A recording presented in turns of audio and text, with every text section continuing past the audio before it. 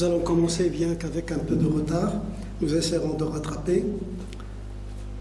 Alors aujourd'hui, nous inaugurons une manifestation que nous avons décidé d'organiser à partir de l'an dernier.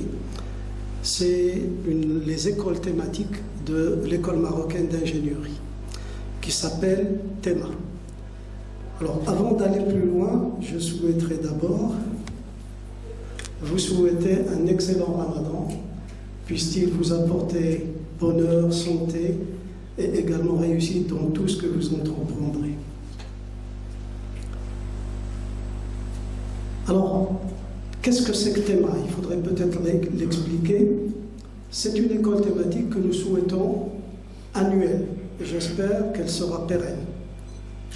Alors, c'est une école qui porte sur une thématique. Chaque année, elle porte sur une thématique donnée. L'an dernier, nous l'avons organisée autour de la thématique les technologies de l'industrie 4.0 et leurs applications. Cette année, la thématique que nous avons choisie est les grandes pratiques actuelles et futures du management industriel pour l'excellence opérationnelle. Alors, quels sont les objectifs de THEMA? Les objectifs de THEMA, c'est d'abord de faire l'état des lieux sur une thématique qui interpelle les mondes scientifiques et technologiques. Là, il y a une petite erreur. Esquisser les développements futurs de la thématique avérée et ceux qui se profilent à l'horizon. Troisième objectif, contribuer à la connaissance et le savoir-faire technologique et méthodologique. Instaurer un débat fructueux autour de la thématique considérée de grande importance aussi bien pour le Maroc que pour le monde. Le public ciblé est éclectique. Nous avons fait ce choix. Il concerne ce public, ce sont des professeurs, des chercheurs, des étudiants et des professionnels. Le but citoyen de THEMA est le partage le plus large possible. Alors la thématique de 2023, c'est les grandes pratiques, comme je l'ai dit, actuelles et futures du management industriel pour l'excellence opérationnelle. Les motivations, c'est d'abord les enjeux économiques, technologiques et sociaux du management industriel nouveau, parce que ça apporte des gains considérables pour les entreprises industrielles et de services. Les évolutions méthodologiques. Aujourd'hui, vous entendez parler du Lean Six Sigma, de beaucoup de méthodes qui existent, de la qualité 4.0, etc. Tout un ensemble de vocables aujourd'hui qui s'entrechoquent dans la pratique industrielle et de services. Et puis il y a un autre phénomène qui vient bouleverser tout ça aussi, c'est l'avènement de l'industrie 4.0. Et c'est pour cette raison que vous entendez aujourd'hui parler de Lean 4.0, Supply Chain 4.0, Qualité 4.0, etc. C'est-à-dire qu'aujourd'hui, tous les grands courants méthodologiques se sont associés aux technologies de l'industrie 4.0 pour avoir un peu plus d'efficience. Et puis, cette thématique est également motivée par les grandes actions de l'État, parce que l'État marocain également essaie de faire en sorte qu'un certain nombre de méthodes, de pratiques soient utilisées dans les entreprises industrielles pour améliorer leur compétitivité.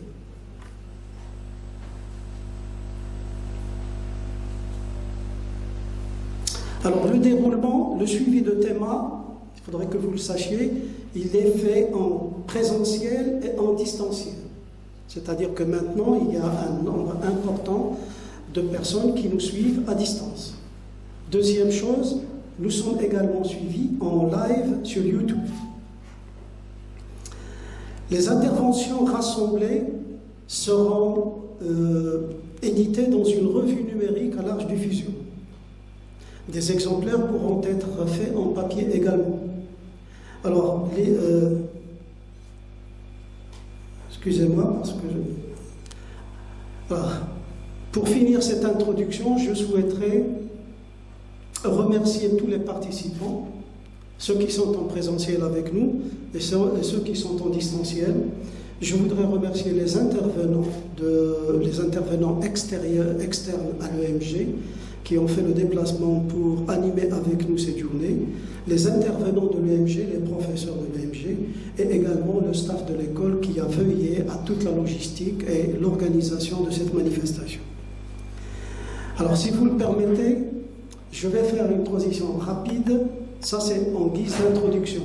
Et je vais parler maintenant du Lean Management, qui est mon intervention de ce matin.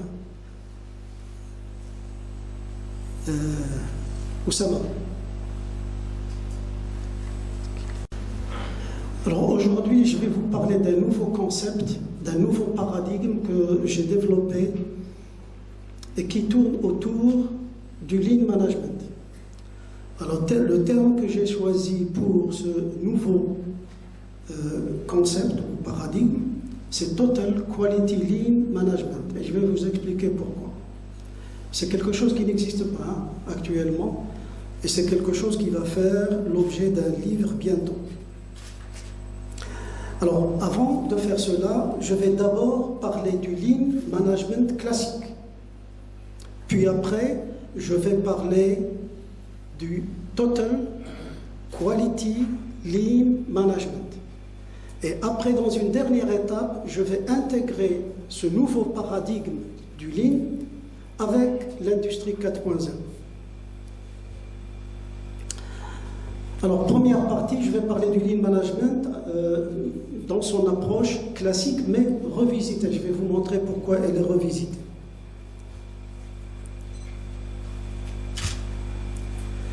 Alors d'abord, quelques dates clés importantes. Le Lean Management, il a été créé en 1977. Et c'est à cette date-là qu'il y a eu un article qui porte sur le Toyota Production System.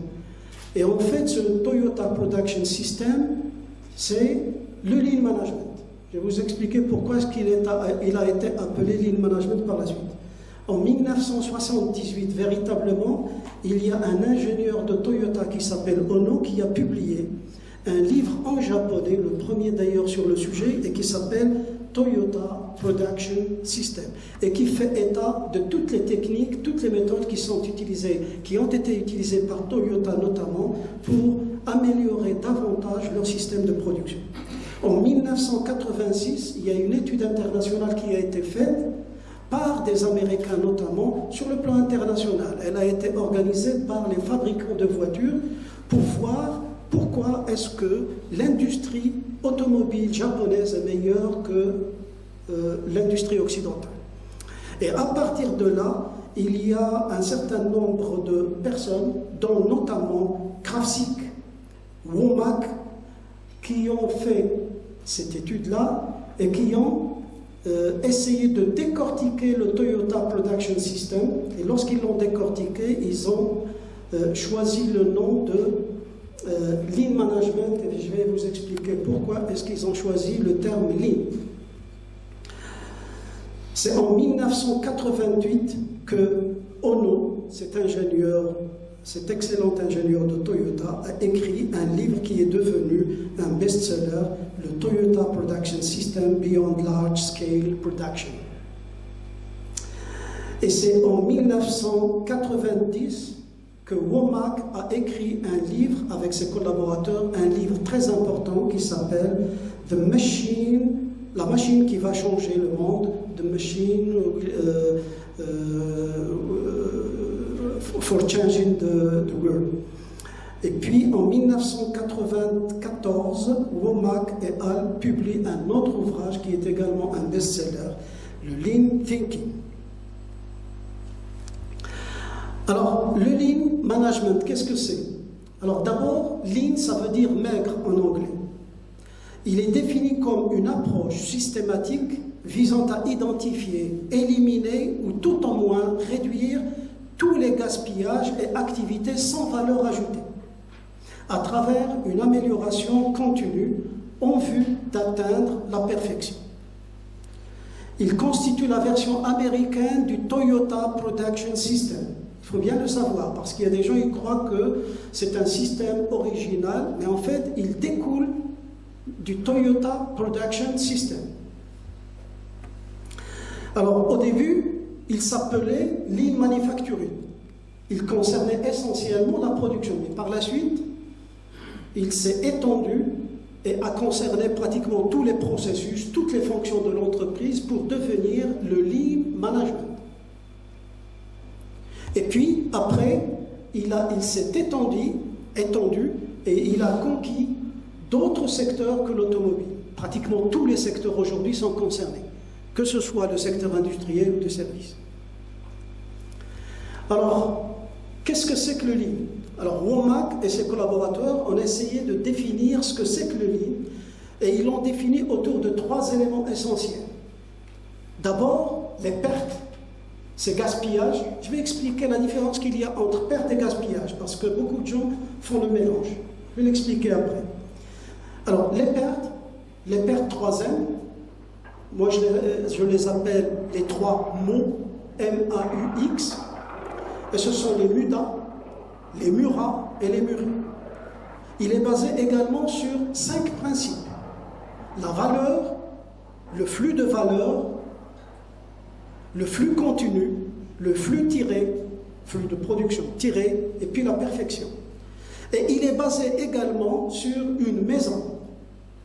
Cette maison, elle est constituée d'un certain nombre d'éléments. Je vais vous montrer ça dans un instant. Alors, les 3 M, c'est quoi les 3 mots? C'est les MUDA.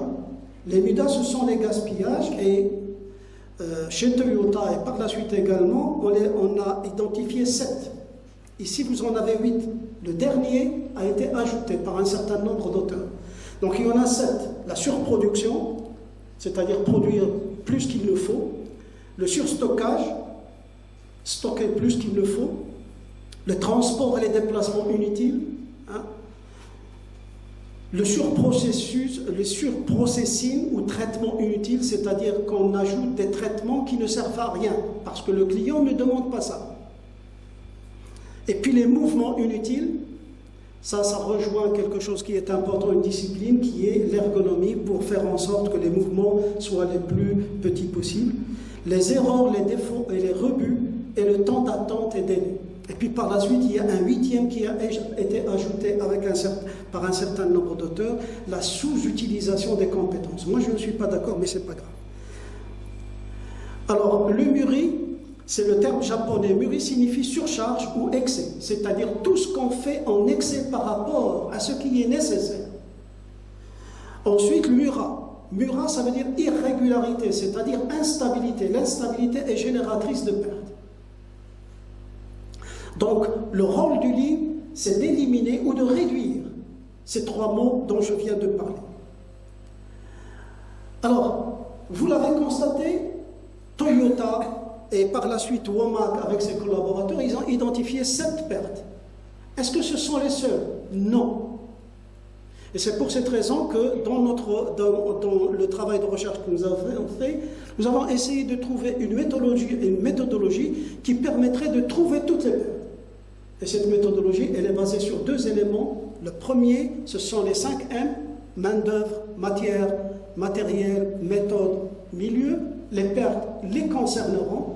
Et ces pertes vont être au niveau de 3 éléments qui constituent les objectifs de tout processus, quel qu'il soit. C'est le temps, la qualité et le coût. Donc il y aura des pertes en temps, des pertes en qualité, des pertes en coût. Et vous avez ces pertes qui concernent les 5 M. Et là, si vous regardez, bon, vous ne voyez pas grand-chose, faites-moi confiance, vous recevrez le document après. Là, on retrouve les 7 pertes dont on parle dans le Toyota Production System. Mais on trouve également d'autres pertes qui n'existent pas. Je prends un cas très très simple, les retards du personnel, les absences du personnel, ça n'existe nulle part dans les 7 pertes. Et pourtant, ce sont des pertes qui sont importantes. Là, on les retrouve. Et on retrouve d'autres. C'est pour ça que j'ai dit que le Lean revisité, parce qu'un certain nombre de méthodes, nous les avons revues. Les 5 principes du Lean sont les suivants. Définir la valeur avec le client. Quelle est la valeur pour le client? Parce que lorsque vous êtes en train de faire une production, il faudrait d'abord savoir ce que veut le client. et définir ce qui constitue de la valeur pour le client, c'est-à-dire ce qu'il est prêt à payer. Et ça, c'est important, parce que si vous faites quelque chose dont ne veut pas le client, vous faites fausse route. D'accord? Et vous allez fabriquer un produit dont le client ne voudra pas. Donc il faudra définir ça. Et le problème, c'est que si vous lisez dans la littérature concernant le lean, il n'y a pas de véritable définition de cette valeur. On vous dit, donc, si vous lisez les livres, ce que le client est disposé à payer. Oui, mais c'est quoi? Comment est-ce que je peux mesurer qu'est-ce que c'est que cette valeur et comment est-ce que je peux la mesurer? Mesurer que j'ai atteint un niveau acceptable pour cette valeur. Et c'est ce que nous allons faire par la suite. Je vais vous montrer la définition que nous avons trouvée.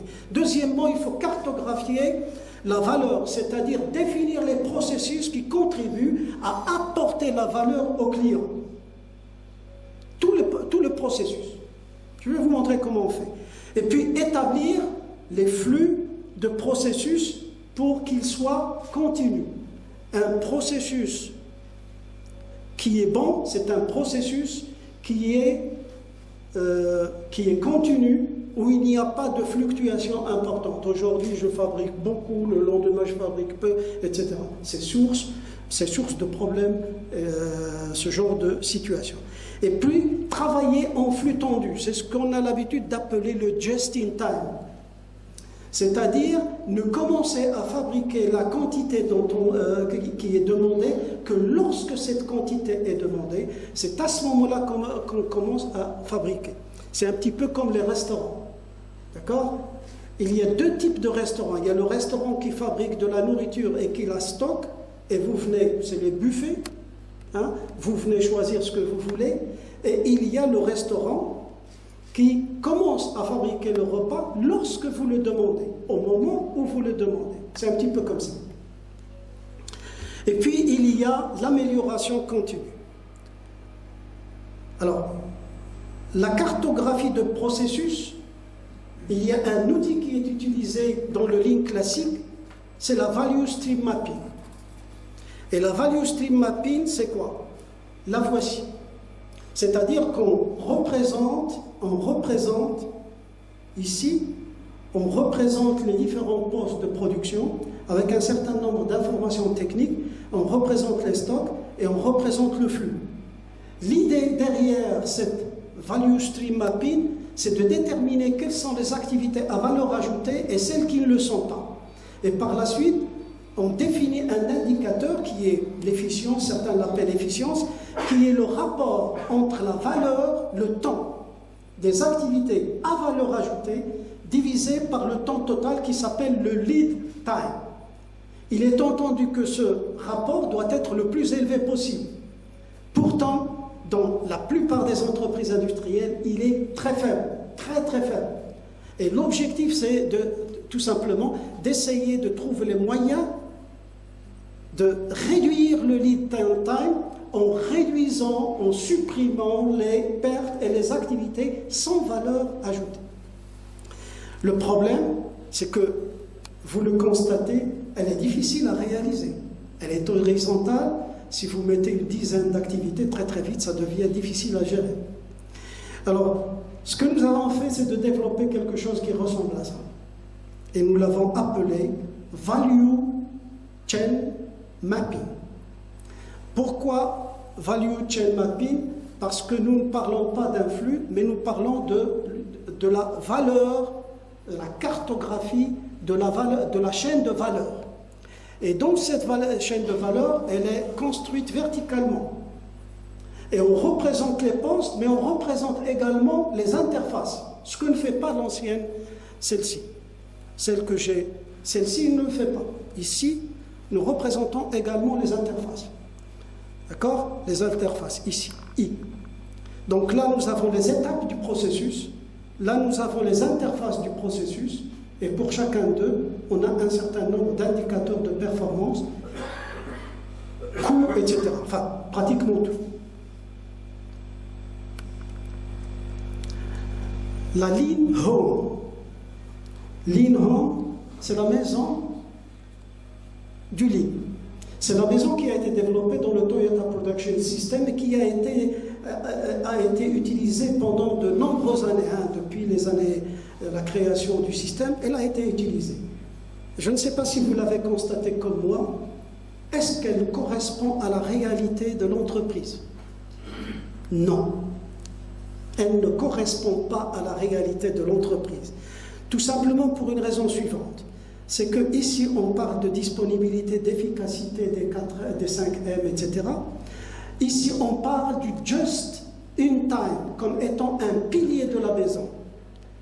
Mais le just in time, c'est juste un système de production parmi d'autres. Le just in time peut ne pas être intéressant pour des entreprises industrielles et de services. Et on en a fait un pilier de la maison, ce qui n'est pas tout à fait vrai. Deuxièmement, Jidoka, je vais l'expliquer, c'est un petit élément de la qualité. Ce n'est pas la qualité dans l'entreprise. D'accord? Alors, nous, ce qu'on a représenté, comment est-ce que j'ai représenté la maison de la qualité? Comme ça. Une entreprise, c'est un ensemble de quoi? C'est un ensemble de processus, tout simplement. Et ceci est en conformité avec toutes les normes qui sont sorties. On ne parle plus que de processus. Donc vous avez des processus de réalisation qui sont là, qui à partir d'un certain nombre, d'un substrat, qui sont les 5M, vous donnent l'excellence, la réalisation des objectifs. Donc ce sont des processus de réalisation. Ces processus de réalisation, ils utilisent quoi? Des processus de management. D'accord? Et des processus de soutien comme la maintenance, comme l'approvisionnement, etc. D'accord? Et tout cela, ils utilisent également les fonctions qui existent dans l'entreprise. Vous avez la fonction ressources humaines, vous avez la fonction finance, vous avez la fonction approvisionnement, etc. Alors tout ça constitue un ensemble qui contribue, à partir des 5M de l'entreprise, de ce substrat, d'arriver à la perfection. Et on arrive à la perfection grâce à quoi? À l'amélioration, le Kaizen. Et cette maison, elle est beaucoup plus proche de la réalité de l'entreprise. Et une chose importante, il ne faut pas, et c'est ça l'erreur qui a été faite pendant de longues années, c'est qu'on a confondu une approche, un paradigme, avec les outils utilisés, les méthodes utilisées. Jidoka, c'est juste une petite méthode. Just in time, c'est juste une méthode. Il y en a d'autres. Il y en a plein d'autres. J'ai écrit un livre sur... Excusez-moi, j'ai... Celui-là. Pardon. C'est celui-là. Un livre sur le Lean Management qui s'appelle Le Grand Guide du Lean Management, approche classique revisitée. C'est un livre de 1010 pages, dans lequel je parle de tout cela. Et j'essaie de montrer qu'il y a un certain nombre de choses à changer dans le Lean Management classique. Je ne fais pas de publicité, c'est juste pour vous montrer qu'il y a un ouvrage dans lequel il y a un certain nombre de méthodes dont je parle. Alors, le flux continu, ça veut dire quoi, un flux continu? Un flux continu, ça veut dire tout simplement par opposition à la fabrication par lot, c'est de ne pas attendre de terminer un lot pour commencer dans le poste suivant, parce que ça fait perdre du temps. Vous imaginez un poste, je fabrique une dizaine de pièces, il faudrait que je fabrique la dizaine de pièces et que je la mette après pour la faire passer au poste suivant, pour la faire passer au poste suivant, etc. Ça fait perdre du temps. Et d'où l'idée d'avoir un flux continu qui peut, dans l'idéal, devenir même unitaire. Et c'est ce qui se passe aujourd'hui dans un certain nombre d'entreprises performantes. Vous avez un produit, je fabrique un réfrigérateur petit, juste après je fabrique un grand réfrigérateur, juste après je fabrique un réfrigérateur sur la même ligne. Je n'attends pas de fabriquer une quinzaine ou une vingtaine, une centaine de petits réfrigérateurs avant de fabriquer les grands. C'est ce qu'on appelle le One Piece Flow. Et c'est l'état idéal d'un processus de fabrication continue. D'accord? Et c'est vers ça qu'on tend actuellement. Alors, regardez ce que je montre ici. Si vous fabriquez par l'eau, c'est cet état-là. Si vous avez un défaut qui est apparu dans le deuxième poste, ce défaut, c'est ce qui est en rouge, ben, il va se transmettre vers les postes suivants. Tous les lots seront touchés. D'accord? Alors que si vous êtes en train de travailler à flux continu, one piece flow, ici, dans le deuxième poste, vous avez créé un défaut, et bien ce défaut, il reste limité. On le détecte, et après on le supprime, et on corrige, et la fabrication sera simple par la suite.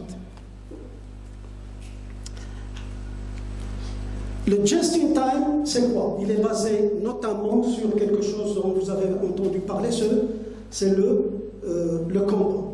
Le Kanban, ça veut dire quoi? C'est un petit peu comme au restaurant. Comme au restaurant, vous arrivez au restaurant et puis vous commandez, par exemple pour 5 personnes ou 6 personnes, le serveur, il va aller au restaurant avec une étiquette. Et c'est cette étiquette qui servira pour la fabrication des repas. C'est ce qu'on appelle un Kanban, tout simplement.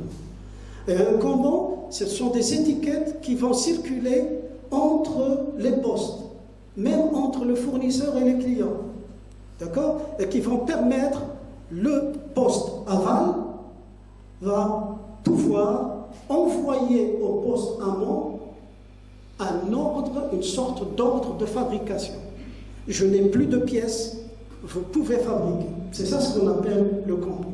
Et l'intérêt de ça, c'est quoi? C'est d'éviter le stockage. Alors une chose importante qu'il faut savoir, le stockage est l'un des éléments à bannir dans l'entreprise. Il ne faut pas stocker. C'est l'objectif justement du just-in-time. Donc là, vous avez des Kanban de production, des Kanban d'approvisionnement. Donc vous avez le client, il va envoyer un Kanban de production pour demander de fabriquer des produits. L'entreprise va envoyer un Kanban d'approvisionnement pour qu'elle puisse être approvisionnée. Les postes, chaque poste dans l'entreprise aura son Kanban. Chaque poste, le poste aval va envoyer un Kanban au poste amont, et ainsi de suite. Le Jidoka, c'est quoi? Pour que vous compreniez pourquoi est-ce que j'ai fait cette critique concernant le Lean classique. Le Jidoka, c'est ça. Vous avez une machine, cette machine, il y a un problème sur la machine. L'un des grands problèmes qui existent dans l'industrie, c'est que lorsqu'il y a une mauvaise qualité qui a été fabriquée, parce que la machine connaît un problème, il ne faut pas qu'on continue à fabriquer la mauvaise qualité. Il faudrait identifier la mauvaise qualité au moment où elle s'est produite et il faudrait arrêter la machine immédiatement. Arrêter la machine immédiatement et ne pas continuer à fabriquer quelque chose qui de toute façon sera mauvais. Et on va perdre du temps et de l'argent.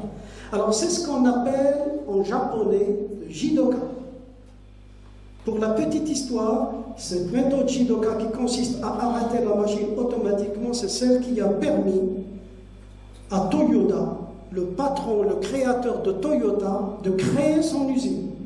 Parce qu'au départ, il travaillait sur les métiers à tisser. Et les métiers à tisser, lorsque le fil s'arrêtait, il fallait trouver un moyen automatique qui permettait d'arrêter le métier à tisser. Donc il a trouvé le moyen, et lorsqu'il a trouvé le moyen, il a déposé un brevet qui a réussi par la suite, il a amassé de l'argent et il a par la suite créé Toyota, qui aujourd'hui est l'un des plus grands constructeurs au monde automobile, sinon le plus. Alors, la machine a un problème. Il y a une lampe qui va s'allumer, c'est ce qu'on appelle un andon.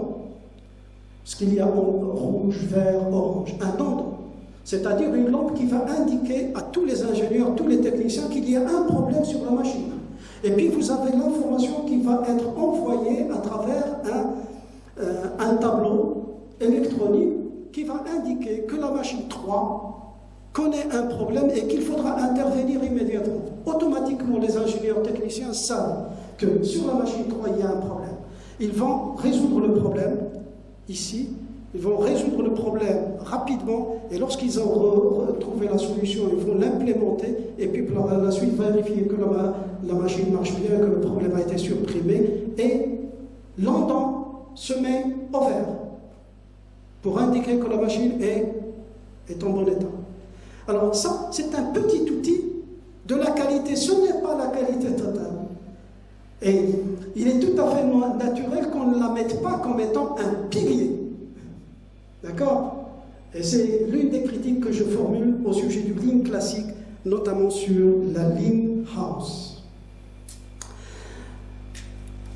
Je vais aller un peu plus loin, parce que...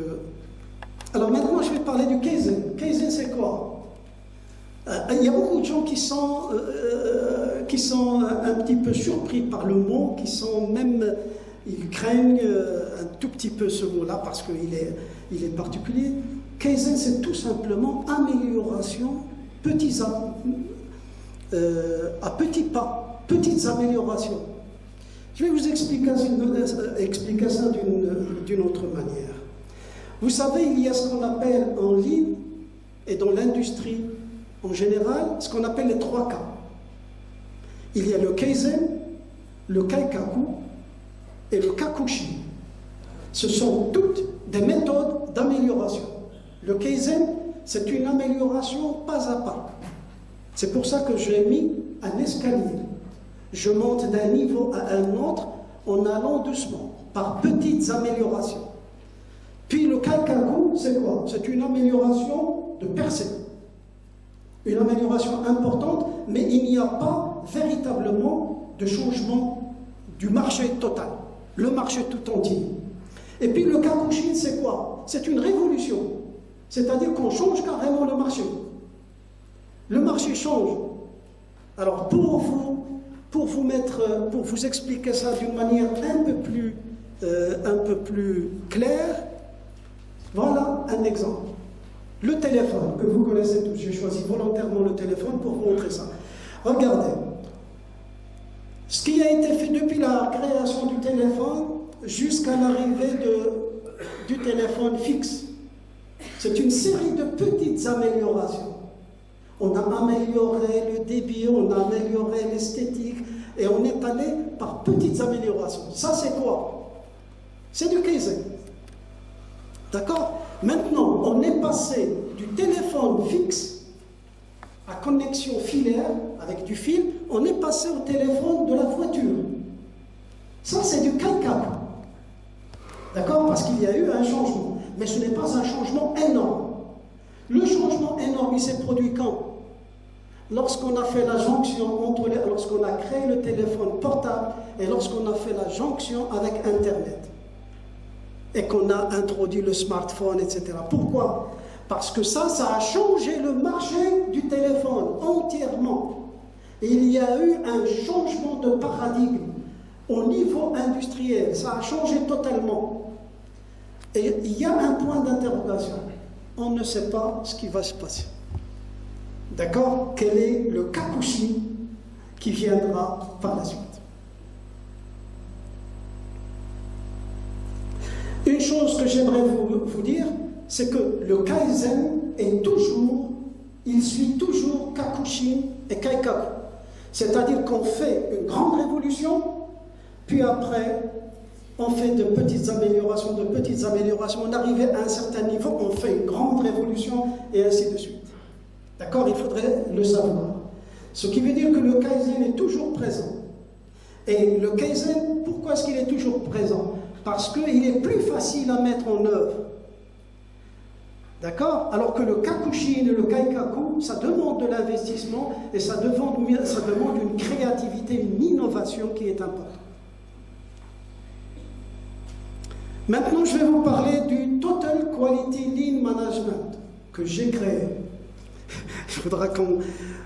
Alors, d'abord, la définition, d'abord, la critique du système classique. Les critiques que j'apporte au système classique existant, c'est d'abord, le Lean était essentiellement focalisé sur la réduction du temps de mise à disposition du produit. C'est très généralement le temps qui motive toutes les méthodes du Lean. Vous avez vu la value stream mapping, elle est basée sur le temps. Tout le reste est basé également, la réduction des mudas, des muras, etc., elles sont basées essentiellement sur le temps. Essentiellement, je dis bien. Quelques éléments non. D'accord? Donc c'était focalisé sur le temps. Et je vais vous montrer qu'il y a quelque chose de très important, beaucoup plus important que le temps, que je vais vous expliquer après. Le terme lean est réducteur, et ça pose problème pour un certain nombre de personnes. Lorsqu'ils entendent lean, ils disent il faut tout réduire. Ben non. Non. J'étais en train de parler avec mon ami Fizazi, qui va vous faire une intervention, et on a parlé d'une entreprise où quelqu'un a mis en place des stocks. Et avec le Covid, ce stock, qui est prohibé, ben, il est devenu une richesse énorme.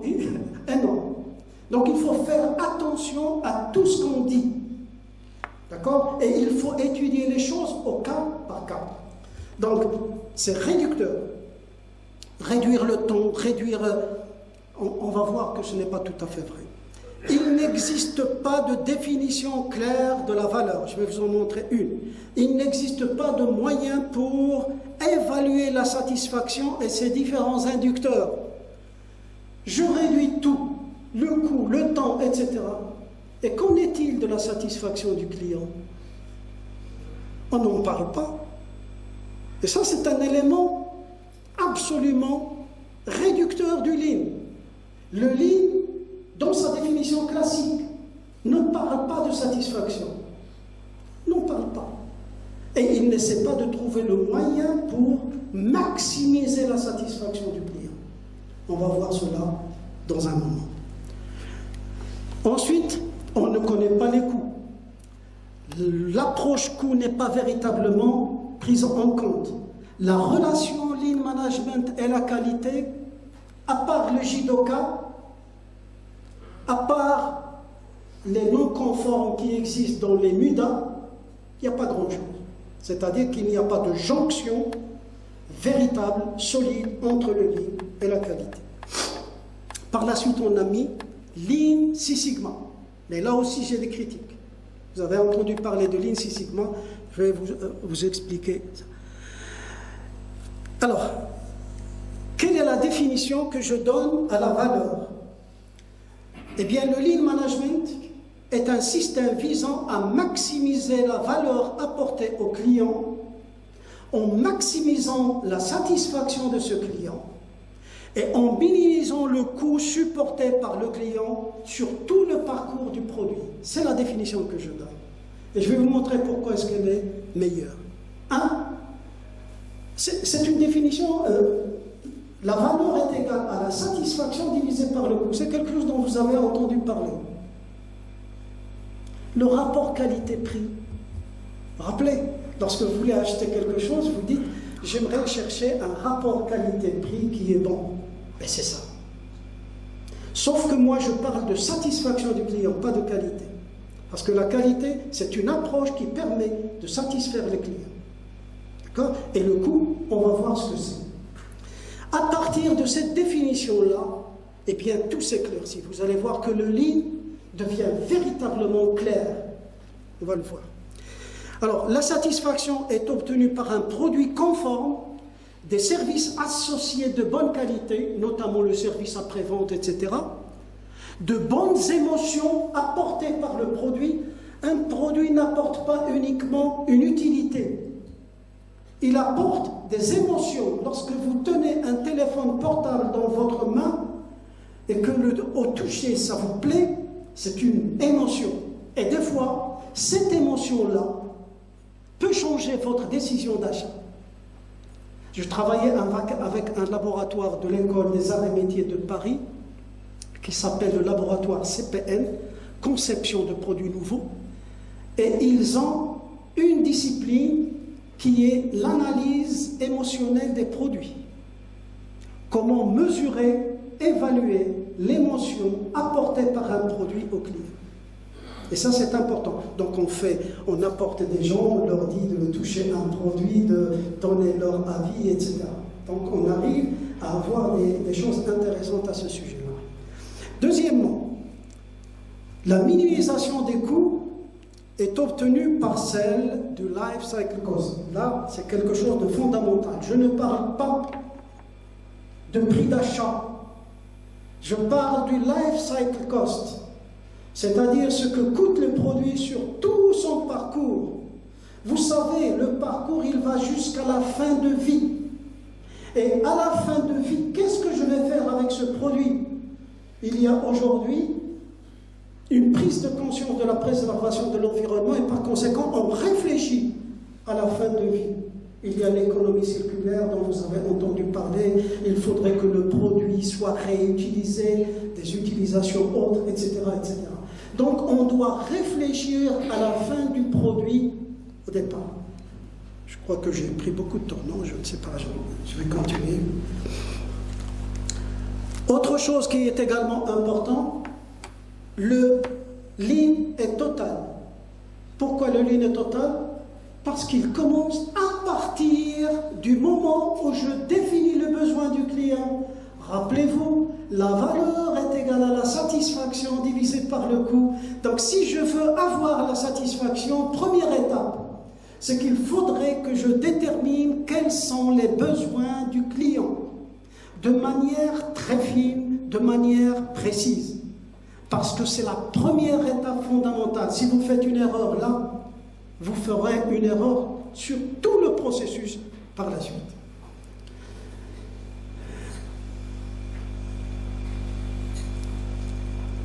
Alors, et là, je vais vous montrer donc la définition du lean. Donc le lean, il est basé sur la valeur. La valeur, il y a 3 éléments. En fait, il n'y a que 2 éléments. Je vous ai dit, la satisfaction divisée par le coût. Mais il y a quelque chose qui rentre entre les deux. C'est quoi? C'est le temps. Et le temps, il va être introduit dans le coût. Parce que si vous avez une activité qui prend trop de temps, elle coûte cher. Et il est introduit dans la satisfaction. Pourquoi est-ce qu'il est introduit dans la satisfaction? Parce que les clients aiment avoir le produit au moment où ils veulent, pas plus tard, et en tous les cas, le plus rapidement possible. Le plus bref délai. Donc, le temps, il est entre les deux, mais il intervient dans les deux. C'est pour ça que j'ai mis 2 flèches, l'une à gauche et l'autre à droite. Et là, vous allez voir que le paradigme que j'ai créé, il est logique. Pourquoi? Parce que si je m'intéresse à la satisfaction, c'est une approche orientée qualité. Si je m'intéresse au temps, c'est une approche orientée temps. Time driven. L'autre, c'est quality driven. Et la dernière, le coût, c'est approche orientée coût. Cost driven. Ce qui veut dire en d'autres termes que le lean, ce nouveau concept que j'ai créé, il est basé sur 3 approches essentielles. C'est l'approche coût, l'approche temps et l'approche qualité. Et là, vous avez tout bouclé. Ok? Et c'est pour cette raison que le terme que j'ai choisi pour ce nouveau paradigme, c'est Total Quality Lean Management. Et le lean n'est plus réducteur parce qu'il est associé à la qualité. Et je ne l'associe pas à Six Sigma.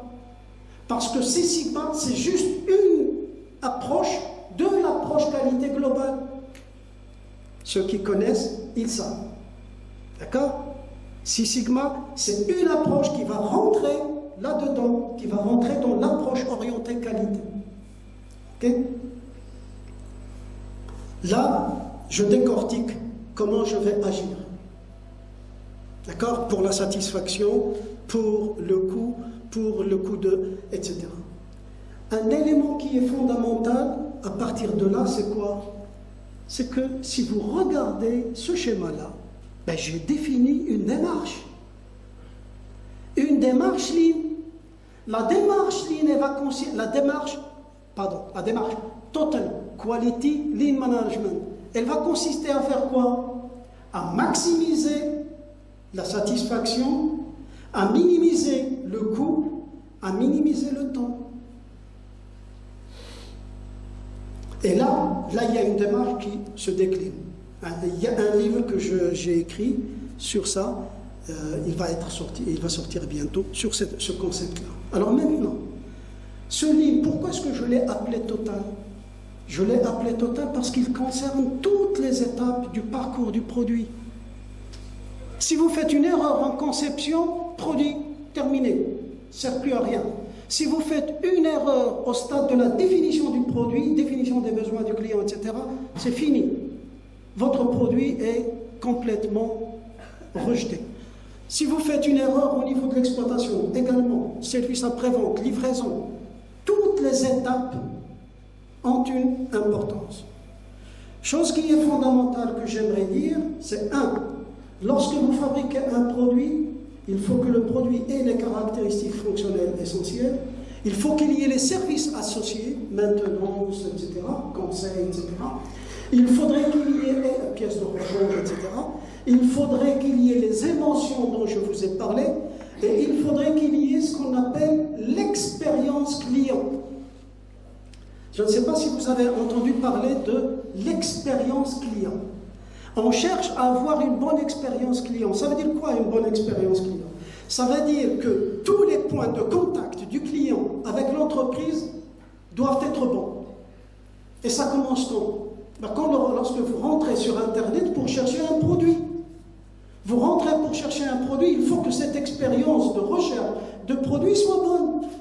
Il faudrait que vous trouviez toute l'information, que tout soit beau, etc. Lorsque vous voulez acheter le produit chez un détaillant, il faudrait que chez le détaillant, le service soit bon.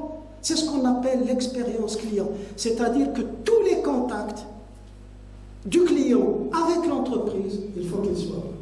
Et ça, c'est une nouveauté que j'ai introduite également. Alors, quelque chose que j'aimerais également ajouter, c'est que si vous prenez le coût, la qualité et le temps, le coût, il est égal à quoi? Toujours. Il y a toujours un temps, un coût de base. C'est l'idéal. Plus les pertes. Et c'est ça qui fait la différence entre les entreprises industrielles. C'est quoi? C'est qu'il y a des entreprises industrielles qui minimisent le surcoût. D'accord? Et qui ne gardent que le coût de base. C'est ce qu'ont fait les Japonais dans les années 70, etc. C'est ce qu'on fait aujourd'hui. Alors qu'il y a des entreprises qui ont un coût de base, mais à côté, il y a beaucoup de pertes. C'est comme une personne qui rentre dans sa cuisine, elle veut fabriquer un gâteau, d'accord? Elle s'enferme pour fabriquer son gâteau, à la fin, elle sort un très beau gâteau. Vous, les convives, vous êtes émerveillés, c'est un très beau gâteau. Mais si vous rentrez à la cuisine, vous trouverez qu'il y a 4 gâteaux qu'elle a ratés avant de réussir le 5e. D'accord? Et ça, c'est une perte. Ok? Deuxièmement, vous avez la qualité. La qualité, il y a toujours la conformité plus la non-conformité. La non-conformité, c'est tout ce qui n'est pas bon. Ça, ce sont des pertes. Et il faudra recycler, il faudra retoucher, réparer, déclasser, etc. Et ça, il y a des pertes. Et puis vous avez le temps de base, et à côté, vous avez les pertes de temps. Alors, l'objectif de ce nouveau concept dont je parle, c'est d'éliminer ce qu'il y a en plus. Tout ce qui est perte. Alors maintenant, quelle est la différence entre perte et gaspillage? C'est une question que les gens ne se posent pas. Je me suis posé la question. Un gaspillage, c'est lorsque vous faites quelque chose en plus qui n'est pas demandé. C'est du gaspillage. C'est quelque chose en plus qui n'est pas demandé, c'est du gaspillage. Vous gaspillez. D'accord? Une perte, c'est quoi? Une perte, c'est lorsque vous avez, par exemple, vous fabriquez un produit, vous avez des non-conformes. Des non-conformes, c'est une perte. Ok? Donc c'est ça la grande différence entre les deux. Alors les anglo-saxons ne font pas la différence, ni les anglo-saxons ni les francophones ne font pas la différence. Lorsqu'ils parlent de perte, ils parlent en fait de waste, c'est-à-dire gaspillage. Alors que perte, c'est losses. D'accord? Il faut faire la différence entre les deux. Voilà, le Total Lean Management, il va porter, l'essentiel, je l'ai dit. Ça, c'est un schéma global. Alors, Pourquoi est-ce que ce Lean dont je parle est total? C'est parce qu'il concerne tous les objectifs, il concerne tous les produits, il concerne tout le parcours du produit, il concerne toutes les fonctions de l'entreprise, il concerne tous les processus de réalisation, de soutien et de management, il concerne tous les 5 M, ressources humaines, méthodes, matières, machines, etc. Et il concerne toutes les parties concernées. Le client interne, le client externe, les actionnaires, les fournisseurs, etc. Voilà ce que c'est que ce nouveau concept dont je viens de vous parler. Dernier point, c'est le Lean 4.0. Alors, pour intégrer le Lean avec le 4.0, eh bien, les technologies de l'industrie 4.0, vous les connaissez, je les cite rapidement, les capteurs intelligents, les capteurs et les capteurs intelligents, les Cyber Physical Systems, CPS, l'Internet des objets, le Big Data, le Cloud Computing, le Data Science, l'intelligence artificielle et le Machine Learning, les robots collaboratifs, ce qu'on appelle les cobots, la simulation numérique ou jumeaux numériques, etc. Hein, le Digital Twin. Le Digital Twin, c'est quoi? C'est tout simplement, on prend une machine et on la modélise. Et elle devient le jumeau d'une machine réelle. Et quel est l'intérêt d'avoir un jumeau numérique? Mais c'est de faire tous les tests sur le jumeau numérique. Je fais tous les tests, toutes les vérifications, etc. de ma conception et tout. Et le jumeau numérique va me rendre son comportement. Et à partir de là, je pourrai corriger. D'accord? C'est quelque chose qui a commencé à apparaître, bien sûr, avec la simulation numérique, qui s'est développée d'une manière considérable. Moi, je me rappelle, à l'école Mohammedia, on avait un laboratoire immense qui faisait les essais de dalles, qui voulait faire les essais de dalles, grandeur nature. Vous savez, un local immense. Et puis par la suite, il n'est plus devenu pertinent. Pourquoi? Parce que les outils de simulation sont devenus tellement puissants, tellement fiables, qu'on n'a plus besoin de faire ça. Est-ce qu'aujourd'hui les avions ont fait une simulation grandeur nature de... Non, on ne fait plus. Les outils de simulation sont devenus extrêmement puissants. Et c'est tant mieux. Vous avez la fabrication additive, vous avez la cybersécurité, etc. Alors moi, ce que j'ai essayé de faire, c'est comment appliquer tout ça. Et je vais finir là-dessus. Comment appliquer tout ça? Eh bien, ce que j'ai fait, c'est d'essayer de décortiquer les étapes de traitement d'une situation ou d'un problème, quel qu'il soit. Et je me suis dit que pour un problème ou une situation, il y a toujours une phase de détection, suivie d'une phase de communication, suivie d'une phase de caractérisation. Si vous prenez par exemple une panne de machine, détection de panne de machine, communication que la machine est en panne, caractérisation de la panne, quand est-ce qu'elle s'est produite, à quel moment, quelle est la vitesse de production, etc. Investigation pour déterminer la cause première de ce problème, la résolution du problème, c'est-à-dire trouver la solution qui va éliminer la cause première, appliquer la solution, évaluer la solution, informer sur les résultats obtenus grâce à cette solution, la standardisation de la solution, la généralisation de la solution et puis la capitalisation de la solution. Capitalisation notamment la mise en place de la solution dans le KM, Knowledge Management. Je ne sais pas si vous connaissez le Knowledge Management, c'est un système informatique qui permet de gérer la connaissance dans une entreprise industrielle. Et c'est fondamental parce que le Knowledge Management va servir à garder la mémoire de l'entreprise et à partager le savoir-faire entre tout le monde. Et ça permet d'aller beaucoup plus vite dans le travail de création, de conception, de résolution des problèmes. C'est ce qu'on appelle le Knowledge Management. Et là, j'ai indiqué pour chaque étape quelles sont les technologies de l'industrie 4.0 qui peuvent être utilisées. Je m'excuse d'avoir tardé, j'arrête et je suis à votre disposition pour quelques petites questions pour ne pas trop trop dépassé le temps.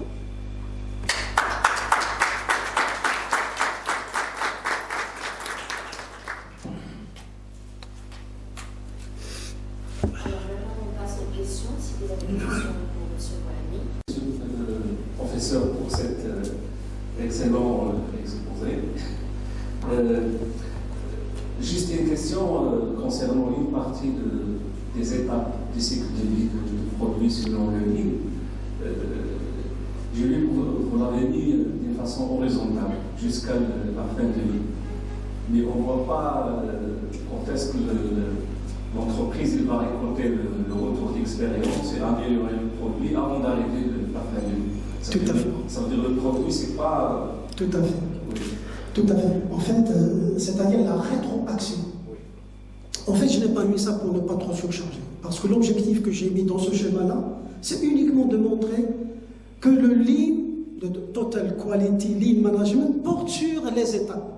Je ne parle pas... C'est une évidence. C'est une évidence, pourquoi? Parce que nous avons dit qu'il y a un système d'amélioration continue. Je n'ai pas traité ce système d'amélioration continue, mais dans tout système d'amélioration continue, il y a toujours on revient toujours, on boucle. On ne boucle pas uniquement du début, de la fin vers le début, non, non, on boucle à chaque étape. Alors, dans le livre qui va sortir, je traite ces étapes-là dans le détail. Chaque étape est traitée dans le détail. Et on peut voir même au niveau de la conception que la conception elle-même, il y a des étapes. Et que ces étapes-là, elles bouclent entre elles. La boucle est essentielle. Pourquoi est-ce que la boucle est essentielle? Elle est essentielle parce qu'il faut absolument ne pas faire d'erreurs. Ne pas continuer à faire des erreurs. Il faut boucler, boucler, boucler. Lorsque vous bouclez et que vous vous rendez compte que c'est bon, je passe à la suivante. Je boucle, c'est bon, je passe, etc. Alors, dans les méthodes de conception, ça existe. Il y a différentes méthodes de conception et ça existe. Et c'est pas dans le prochain livre, c'est dans le suivant. Il y en a deux qui sont dans le suivant. Oui, monsieur Jean. Oui. Logistique et Supply Chain qui organise un grand congrès qui s'appelle Logistica. Merci, cher professeur. Bon, je tiens d'abord à vous remercier pour l'excellence de la qualité de cette présentation. Je tiens aussi à vous féliciter pour les bouquins. Donc, ça témoigne de la qualité du chercheur. Donc, ça ne m'étonne pas. Donc, nous venons de vous. Alors, par rapport à ce que vous avez présenté, donc là, c'est quelque chose de nouveau. Ce n'est pas quelque chose qui existe déjà. Donc, c'est une manipulation un petit peu. C'est du kaikaku. C'est du kaikaku, ce n'est pas du kaizen. D'accord. Des concepts qui existaient déjà pour pouvoir éventuellement proposer quelque chose de plus proche de la réalité. Alors, dans ce sens-là, peut-être le développement du produit au sein de l'entreprise, c'est quelque chose d'important, mais il dépend aussi des autres intervenants. Donc là, on ne peut plus compter sur seulement ce qui se passe à l'intérieur de l'entreprise. On est dépendant des fournisseurs. Donc là, c'est bien entendu l'écosystème, et peut-être, est-ce que vous ne pensez pas d'élargir ce concept à l'écosystème? C'est là, j'ai passé ce slide, parce que je ne veux pas tout détailler de ce que j'ai écrit dans le livre. Qu'est-ce que vous regardez là-dedans? Il y a le Total Quality Lean, c'est au niveau de l'entreprise. D'accord? Dans lequel vous avez des tâches Lean, vous avez des activités Lean, des processus Lean, des produits Lean, des fonctions Lean. Mais vous avez également la compagnie et son milieu extérieur, tout le milieu extérieur. Et là, je n'utilise plus le terme Total Quality Lean Management, j'utilise Global Quality Lean Management. Et dans cette approche-là, on s'intéresse aussi à tous les fournisseurs, à tous les clients, au marché, à tout.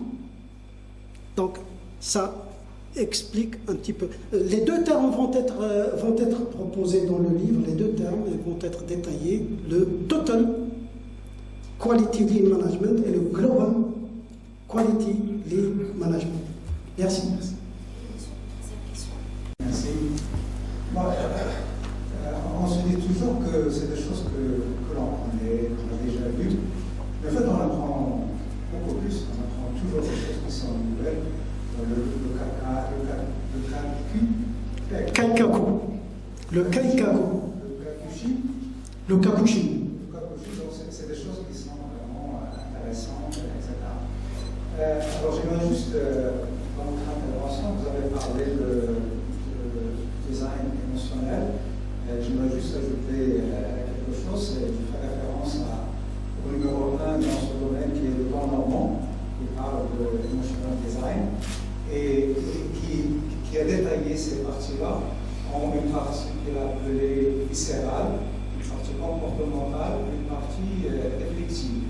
Alors la viscérale, c'est ce que vous avez dit, c'est des choses que, une fois que vous prenez le produit, vous décidez de continuer ou non, vous aimez ou vous n'aimez pas. Donc les designers, ils s'intéressent à ces aspects. Alors la deuxième chose, c'est le comportemental. Prenez la cachette, l'appareil, etc., ou le service, et puis vous allez essayer de voir son fonctionnement, etc. Donc ça, c'est que le designer doit aussi s'intéresser à ça. Et puis le réflexif, c'est que vous prenez de recul par rapport à ça, vous tirez une conclusion, vous avez une opinion là-dessus, vous pouvez transmettre ça aux autres, etc. Donc vous voyez, quand on voit du design qui est réussi, c'est que derrière, il y a de la théorie et tout.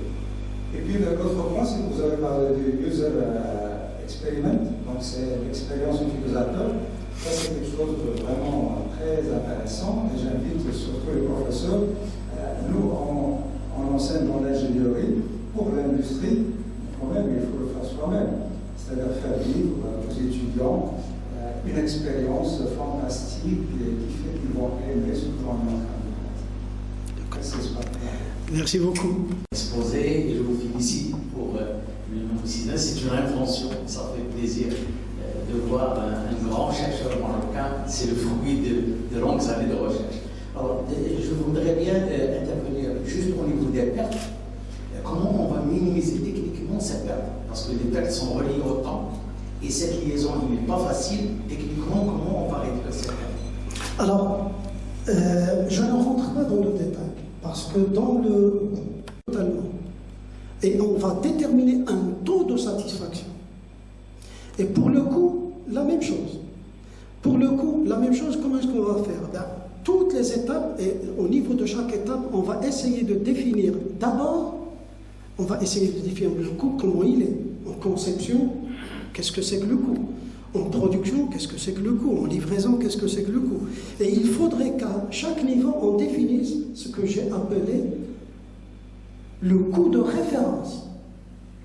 Parce qu'il y a toujours un coût de référence. Et le coût de référence, c'est les choses faites de manière pratiquement idéale. Je vous donne un exemple concret. Vous allez à votre travail. D'accord? Donc pour le client, qui est l'école Mohammedia en l'occurrence, la valeur c'est quand? C'est quand vous êtes en classe. Le déplacement, c'est une perte. Donc je saurais comment calculer le coût idéal. Maintenant, il y a une perte. Et cette perte, il faudrait réfléchir. Est-ce que cette perte, il y a une partie qui est utile, que je ne peux pas éliminer? Comme le déplacement, je ne peux pas l'éliminer. Pour l'éliminer, il faudrait que les enseignants aient un logement au-dessus de leur classe. D'accord? Ce qui n'est pas faisable. Ok? Donc, à ce moment-là, on peut trouver, élément par élément, comment les éliminer. Et comment agir? En détaillant les 5 M. Chaque chose, j'essaie de voir, chaque M, ce qui est juste nécessaire et ce qui est en plus. Quelqu'un qui est en train de monter une machine, il a un mouvement comme ça, d'accord? C'est un mouvement idéal. Il ne peut pas faire autrement. Mais si au lieu de faire une conception qui est bonne, il est obligé de faire comme ça, là il y a une perte de temps de mouvement. Et je sais comment la calculer grâce aux outils de l'étude du temps. Il y a des méthodes d'étude du temps qui vous permettent de déterminer quelles sont les postures, quels sont les mouvements qu'il faut, juste ce qu'il faut. Dernière question, si Mohamed, et puis... Assisté à votre excellent exposé et qui reflète la masse de travail que vous avez fait sur plusieurs années, donc c'est un fruit de travail. Maintenant, en fait, le lean management, on a l'impression que c'est focalisé sur l'entreprise. On peut aller global lean management en parlant de fournisseurs et de clients. Mais il y a une notion donc, sur laquelle il y a des travaux aussi, c'est les systèmes politiques localisés ou les clusters. Est-ce que ne faut pas imaginer un lean cluster sur l'ensemble du système politique? Oui. Parce que en fait, un SPN, c'est plusieurs entreprises qui travaillent dans le même domaine, la même activité, donc qui sont concurrents entre elles, mais qui sont en même temps, qui peuvent trouver des points de complémentarité et d'entre elles.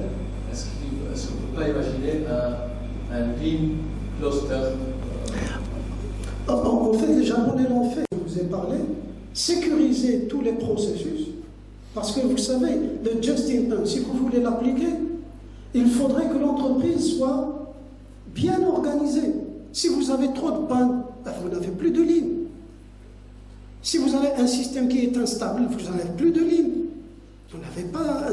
Donc il faut absolument que tous ceux qui interviennent dans la fabrication du produit final, direct ou indirectement, soient impliqués, utilisent les mêmes méthodes. Et c'est pour ça que Toyota a créé la Toyota City, avec tous ces fournisseurs qui sont autour d'elle. Non. Même ceux qui sont de l'extérieur, ils ont même formé les gens de leurs fournisseurs pour qu'ils adoptent la même démarche. Oui, mais donc on reste sur la même ligne. Fournisseurs, entreprises. Exact. D'accord. Moi je dis, il y a des entreprises qui sont concurrentes, qui font la même chose. Par exemple, ils font le même produit. Oui. Et il y a, donc, ils sont concurrents sur le marché. Oui. Donc il n'y a pas, à la limite, ils se partagent des lignes. D'accord. Et l'idée, c'est de voir comment, est-ce que c'est possible d'imaginer. Tout est possible, hein, tout est possible. La seule chose qu'il y a, c'est que lorsque vous avez la concurrence, chacun pour soi. D'accord. Si vous avez des entreprises qui travaillent sur le même produit, c'est chacun pour soi. Et il est très très difficile de leur faire partager ce qu'il y a, c'est que de par leur volonté propre, ce sont eux qui vont s'engager dans le lean. Le lean, ce que moi j'ai expliqué maintenant, quality lean management. Ce sont eux qui vont décider de faire ça. Mais dire à un concurrent de partager avec un autre concurrent un certain nombre de méthodologies, ce sera très difficile. D'une façon, ce sera très très difficile. Il y a juste un petit exemple. Il y a des concurrents qui s'interdisent mutuellement de débaucher quelqu'un. Oui.